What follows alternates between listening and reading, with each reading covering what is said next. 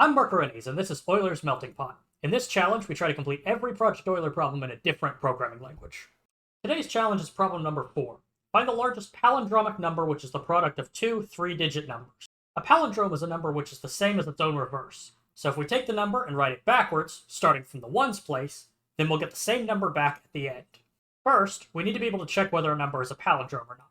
Let's write a draft in, say, Lua. First, we convert the argument, which will be a number in this case, to a string using the top-level function toString. Then we check and see if the string is equal to its reverse. There are a few things to note here for those unfamiliar with Lua. First, toString is a top-level function, whereas in many languages like Java and Ruby, it exists as an instance method on some root class usually called object. Lua doesn't have a root class in the same sense. In fact, formally speaking, Lua doesn't have classes at all. There are only 8 data types in Lua. Nil is the type containing only one value, also called nil. This is like null in Java or none in Python.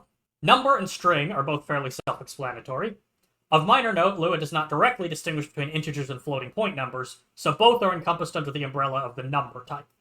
Then there's the Boolean type, whose only values are true and false. The function type, as the name implies, is the type of functions, which are first-class values in Lua. User data and thread are more advanced types that we won't be needing today. Finally, there's table. Table is the type of key-value tables in Lua, sort of like dictionaries in Python or objects in JavaScript. Most complicated data you'll deal with in Lua will be represented as tables. And with a healthy bit of cleverness, it is possible to make tables behave like more conventional classes in an object-oriented system. Back to our function, the next point of note is our syntax for getting the reverse of a list. The colon in Lua is syntax sugar, which means it just gets changed to some other syntax internally, and is actually just a quality-of-life shortcut over some existing language feature. In our case, this call is equivalent to this. Calling a function using the colon syntax is equivalent to calling the function with the left-hand side as its first argument. This is a key part of how we implement an object-oriented like syntax. On string objects, there's a field called reverse, which, as the name implies, is a function which reverses a string. Now we have a function that checks whether a number is a palindrome. There's not really any clever mathematics we're going to do here. We want to know something about pairs of 3-digit numbers, and we're simply going to brute force all pairs of 3-digit numbers to do it. We'll keep track of the largest solution we've found so far using the max variable. For loops come in 2 forms in Lua, and we're using the numerical form here. The numerical for loop takes 3 numbers, a starting value, a stopping value, and a step value. We'll iterate from 999, the largest 3-digit number, down to 100, the smallest 3-digit number. We iterate backwards simply out of a hope of improving efficiency. If we find a big solution, then perhaps we can cut our calculations short when we get to smaller numbers rather than checking values we know are not optimal. Our inner loop could, in principle, go from 999 to 100 as well. But since the order of the 2 variables in a product doesn't matter, we can eliminate half our solution space by starting at D0 rather than 999. Next, we check if our product is bigger than our maximum solution so far, and if the product is in fact a palindrome. If so, we have a better solution and should remember it. Finally, at the very end of execution, we print out our maximum value. Great! We've got a working solution. Now let's distill it down a bit. First, the largest possible product of 2 3-digit numbers is 999 times 999, which is 998,001. That is, we know our solution has at most 6 digits. Moreover, we can easily construct examples of 6-digit numbers that are palindromes and are products of 2 3-digit numbers. In fact, a slight modification of the above program reveals that roughly a third of the 6-digit palindromes are products of 2 3-digit numbers. All this is to say, we know our solution is a 6-digit number a priori. Rather than using string manipulating functions to identify palindromes, we're going to explicitly check. For a 6-digit number to be a palindrome, the first and 6th digits have to match, the 2nd and 5th have to match, and the 3rd and 4th have to match. We use the colon syntax again since we're calling a function on strings. If the number we're looking at has fewer than 6 digits in it, some of these subcalls will be out of bounds. Fortunately, in Lua, an out-of-bounds substring call simply returns the empty string, so our palindrome check can silently fail. Since we know our solution can't be smaller than 6 digits, this causes no problems. Now, let's shift gears to our language of the day. This time, we'll be writing a Windows batch file. Batch files are, in some sense, the Windows equivalent of a POSIX shell script. Specifically, a batch script invokes the Windows command line, often known as CMD, to run each line as a separate command instruction. For instance, we can include things that we would ordinarily do in a Windows command line in a batch script. dir dir is the Windows command to list the contents of a directory, the equivalent of ls on Unix-like systems. Since it's a valid Windows command, we can put it in a batch file. If we run this, we'll notice something. In addition to printing out the contents of the current directory, our batch script also prints out the command we invoked. By default, batch will always print out the exact commands that are executed immediately before executing, as though someone had literally typed the command verbatim and pressed enter. Since we're writing a script, all of that is extra noise to us, so we can disable it. Echo off disables the automatic echo behavior of future commands. However, it doesn't disable the automatic echo itself, so if we run this file, we still see the first line printed. Placing an @ before a command disables echoing for that command. We could have also simply prefixed our dir line with that @, but the script we're writing is going to be several lines, and it's much less wordy to simply add @echo off at the top of the file once. In addition to running basic commands, we can also set variables. Batch, like other shell languages, uses environment variables for this. There are several environment variables already available in your shell, such as the system path, your computer's name, and the current user's name. But we can create new environment variables freely in our program using set. You'll notice that we don't have to enclose our right-hand strings in quotation marks. In Batch, as in many shell languages, plain text is generally interpreted as a constant string by default, and there are special ways to indicate that a name should instead be treated as a variable. In Batch, we do so by enclosing the name in %signs. Echo, as already alluded to, is the command we use to print text to the screen. The text we want to print is our two variables, separated by a single space. Now, if we're going to solve math problems in this language, we're going to need to do some arithmetic. An initial thought might be something like this. But this won't quite work. Remember that, in Batch, plain text is generally considered a string. So this will set the environment variable myNumber to the string consisting of the characters 1, plus, and 1. We're going to need something a bit different if we want to do math. And that thing is the /a flag for arithmetic. If we write /a after the word set, the syntax of the line changes. No longer are we setting a variable to a string where some names might be interpolated. Instead, we're setting a variable to the result of an arithmetic expression.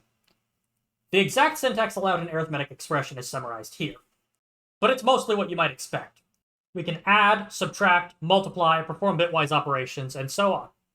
Additionally, since we're no longer treating the right-hand side as a plain text string, variable names need not be surrounded with %signs. Any bare word is interpreted as a variable. So, assuming myNumber already had a value, we could add 1 to it like so. Or, incidentally, we can use compound operators in the same way we can in Python or C++. Now, let's do something a bit less trivial. Let's take a list of numbers, say the numbers from 1 to 4, and add them together, printing out all the intermediate sums. To this end, we'll start with a variable called total, which we'll set to the value of 0. Now, we'll run a for loop. Here's a first attempt at how we might approach it. The variable of a for loop is a sort of special variable, not an environment variable like total. So we proceed it with two %signs to indicate this. Inside our loop, we use our arithmetic set operator to add our loop variable v to the total.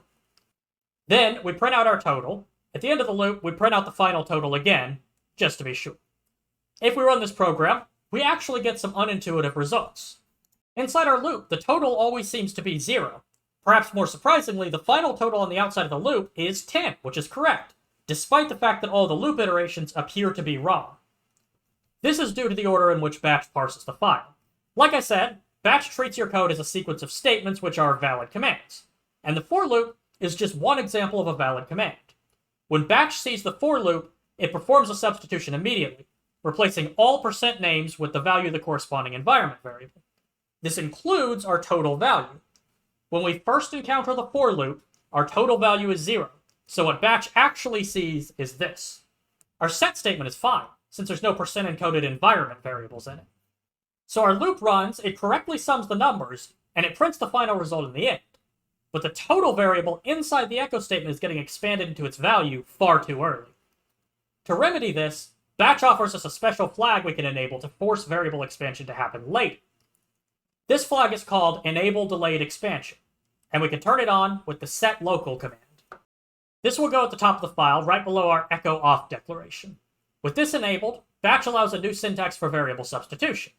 While a variable name enclosed in %signs will follow the usual parse time expansion rules for environment variables, just as it has before, a variable name enclosed in exclamation marks will be expanded later, when the command is actually executed. Crucially, a variable name enclosed in exclamation marks will be re-expanded at every iteration of a loop. So if we wrap our total in exclamation marks, it will follow the delayed expansion rules. It can sometimes be confusing exactly when parse time expansion occurs, especially during looping constructs.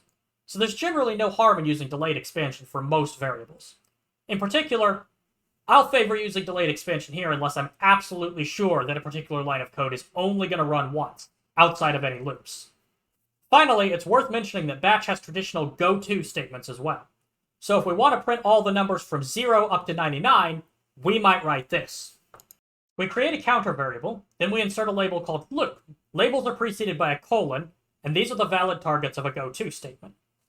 If our counter is less than 100, then we print it, using delayed expansion to ensure we get the right value. We increment the variable and go to the loop label. This will repeat until our variable hits 100, at which point the program will terminate. Note that batch uses 3-letter names for comparison operators, so rather than using the left-angled bracket symbol for less than, batch uses the letters LSS. All of the other comparison operators are similarly named. Now, let's translate our Lua program. First, we disable echoing and enable delayed expansion, as before. We have two variables, d0 and d1. Both start at 1000, and we have our maximum solution, which starts at 0. Then we begin our outer loop, which will be referenced by a loop label appropriately called outer. Our outer loop will run as long as d0 is bigger than 100. Inside the loop, we decrement d0 and set d1 to 1 above its starting value, using the arithmetic set flag. Then we begin our inner loop, appropriately labeled inner. In our inner loop, we decrement d1 and make a temporary variable to store our candidate solution. If the maximum value is strictly less than our candidate solution, we do our palindrome check. To get a substring in batch, we enclose our variable name in exclamation marks as usual. Then, after the variable name, but still inside the exclamation marks, we write a colon, a tilde, and then we indicate the starting position and length of the substring we want. The starting position can be negative if we wish to count from the end of the string. Since all of our substrings are of length 1, the second argument is always going to be 1. If the palindrome check passes, we set our maximum solution variable to be our candidate solution. Then we close up our loops, and finally, we print out the maximum solution. Incidentally, this program actually takes 1 or 2 minutes to run, despite the equivalent Lua code being instantaneous. I suspect this is due to the variable substitutions happening at runtime, and the system constantly converting between integer and string representations of variables, something the Tickle community calls shimmering. Regardless, we have our batch solution, and it runs.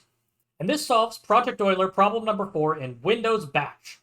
Tune in next week when we tackle the 5th problem in Jelly, an array-based programming language with an emphasis on code golf.